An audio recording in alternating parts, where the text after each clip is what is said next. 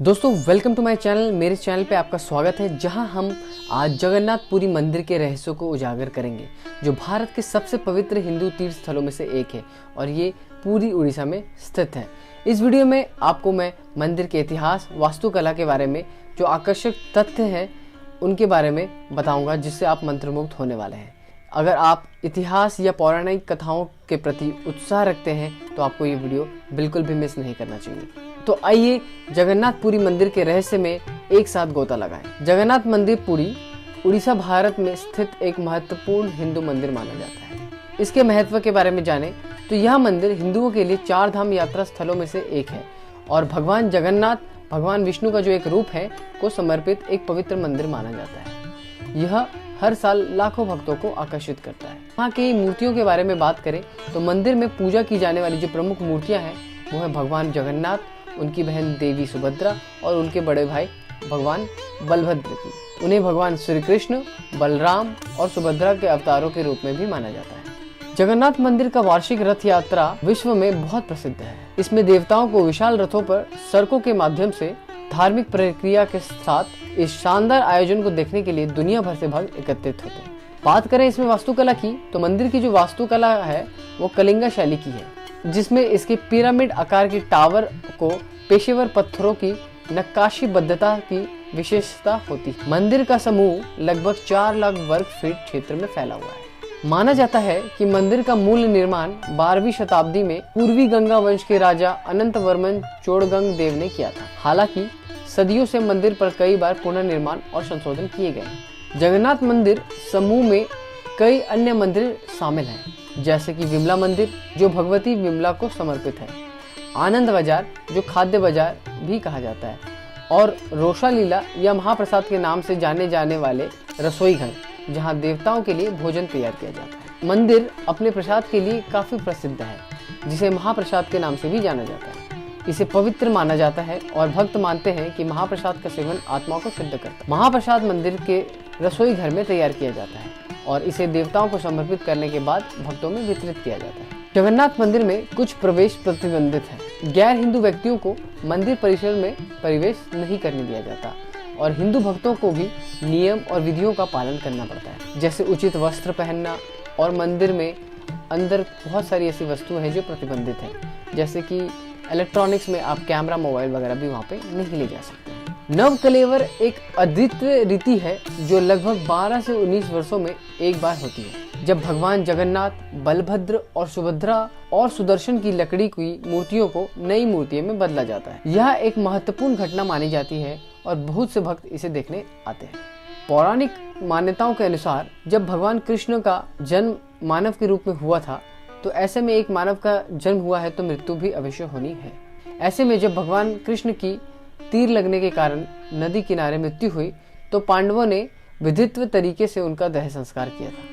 लेकिन देह संस्कार के समय एक चमत्कार हुआ। श्री कृष्ण का पूरा शरीर तो पंच तत्वों में विलीन हो गया, लेकिन उनका हृदय फिर भी धड़कता रहा। फिर पांडवों ने उस धड़कते हुए दिल को एक लकड़ी के टुकड़े पे रख के उसे समुद्र में बहा दिया और वही द्वारका से बहते बहते पूरी चला आया। और माना जाता है कि यही हृदय आज भी जगन्नाथ जी की मूर्ति में उपस्थित है।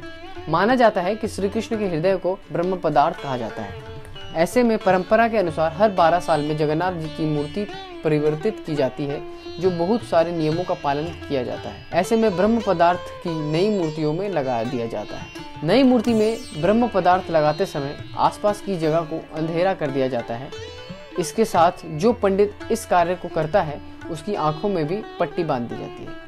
माना जाता है कि इस रस्म के दौरान अगर पंडित ने उस ब्रह्म पदार्थ को देख लिया तो उसकी मृत्यु अवश्य हो जाती है। इसीलिए आसपास के जगहों को पूरी तरीके से अंधकारमय कर दिया जाता है और इस हृदय से बहुत ही तेज रोशनी निकलती है जो कोई भी बर्दाश्त नहीं कर सकता, और इसी अनुष्ठान को नव कलेवर नाम से जाना जाता है। आइए जानते हैं कि जगन्नाथ मंदिर के कौन कौन से रहस्य हैं। तो सबसे पहला, अद्भुत ध्वज।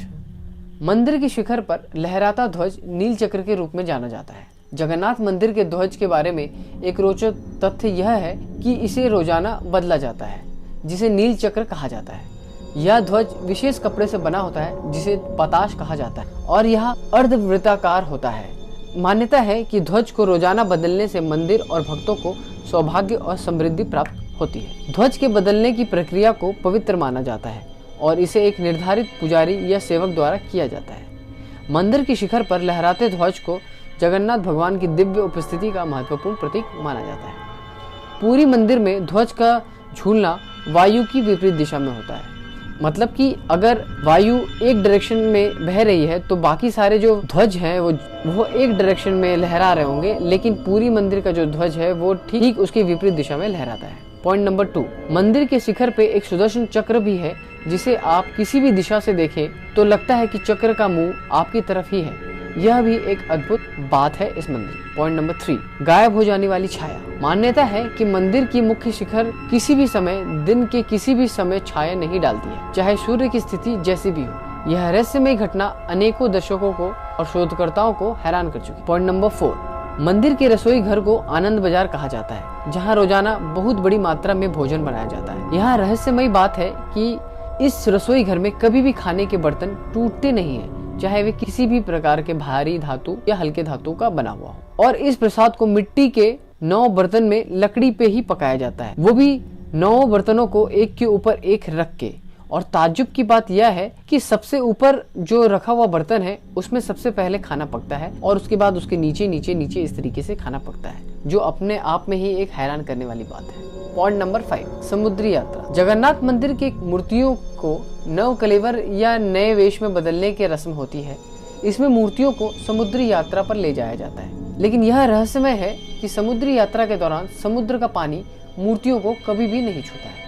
पॉइंट नंबर 6, पूरी मंदिर में समुद्र की आवाज कभी नहीं प्रवेश करती। यह भी एक रहस्यमय तथ्य है जिसे समुद्र शांति कहा जाता है। मान्यता है कि मंदिर के पास बसा हुआ समुद्र भगवान जगन्नाथ की इच्छा अनुसार अपनी आवाज को रोक लेता है। मंदिर के अंदर समुद्र को लहरों का या आवाज कोई भी प्रवेश नहीं होती, पर जैसे ही आप मंदिर से बाहर कदम रखते हैं आपको समुद्र की आवाज आने लगती है। यह एक अद्भुत घटना है जो लोगों को विस्मित करती है और मंदिर की पवित्रता को और अधिक महत्व देती है। पॉइंट नंबर 7, ज्यादातर मंदिर के शिखर पर आपको पंछियों का बैठना आमतौर पर दिख जाता होगा, पर पूरी मंदिर की अनोखी बात यह है, इस मंदिर के शिखर पे ना ही केवल आपको कोई पंछी बैठा हुआ दिखाई देगा, बल्कि इसके ऊपर से भी उड़ता तक नहीं है, ना ही कोई हवाई जहाज भी इसके ऊपर से उड़ता है। पॉइंट नंबर 8, मंदिर में बनने वाले प्रसाद, जिसे महाप्रसाद भी कहते हैं, कहा जाता है कि यह प्रसाद कभी भी भक्तों के लिए कम नहीं पड़ता और साथ ही मंदिर का पट बंद होते ही प्रसाद भी समाप्त हो जाता है। ये अपने आप में ही एक अनोखी बात है जो इस मंदिर को और भी रहस्यमय बनाता है। पॉइंट नंबर 9, एक पुजारी मंदिर के शिखर पे लगा हुआ झंडा रोज शाम को बदलता है। कहा जाता है कि अगर ऐसा ना हुआ तो मंदिर अगले 18 वर्षों के लिए बंद हो जाएगा। पॉइंट नंबर 10, आमतौर पे हवा दिन में समंदर से धरती और शाम को धरती से समंदर की तरफ बहती है, बट यहाँ अद्भुत बात यह है कि पूरी में ठीक इसका उल्टा होता है। तो दोस्तों ये थे हमारे पूरी मंदिर के ऊपर कुछ तथ्य और उनके रहस्य।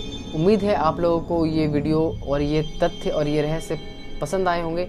इनमें से कौन से रहस्य या तथ्य आपको पता थे पहले वो कमेंट में लिख सकते हैं, या कौन से और भी तथ्य हैं जो आपको पता है वो आप बताना चाहते हैं, शेयर करना चाहते हैं, तो आप वो भी कमेंट में लिख सकते हैं। और दोस्तों मुझे इंस्टाग्राम पर भी आप फॉलो कर सकते हैं @तकनीकी रोशन में। बस जाते जाते आप लोगों से विनम्रता से अनुरोध करूंगा कि कृपया करके मेरे इस चैनल को सब्सक्राइब करें और इस वीडियो को लाइक करें और अपने दोस्तों में भी शेयर करें। और जाते जाते मैं एक बार आप सबको हाथ जोड़ के कहना चाहूँगा, जय जगन्नाथ।